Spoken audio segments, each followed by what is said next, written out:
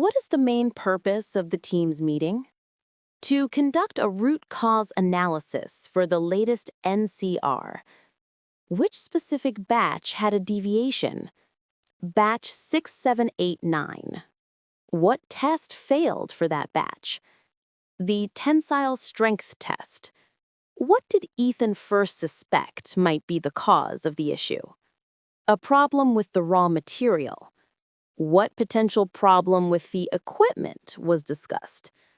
That it might not have been calibrated properly. What solution did Lily suggest if calibration was the issue? Retraining the staff.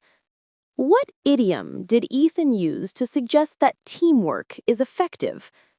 Two heads are better than one. What is Lily's first task after the meeting concludes? To start drafting the action plan.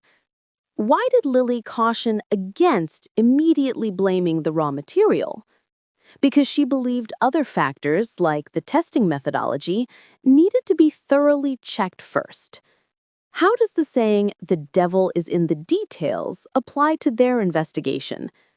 It suggests that a minor, easily missed step in the testing procedure could be the true source of the discrepancy. Why did Ethan advise against putting all our eggs in one basket? He wanted the team to investigate multiple potential causes simultaneously, rather than focusing on only one possibility.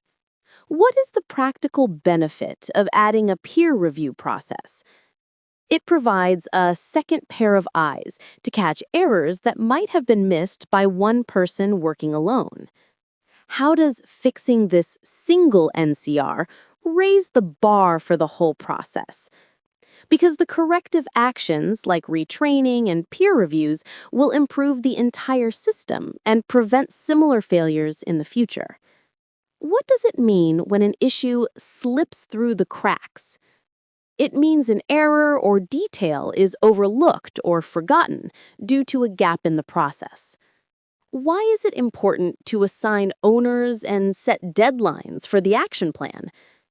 To ensure accountability and prevent the assigned tasks from being forgotten or neglected.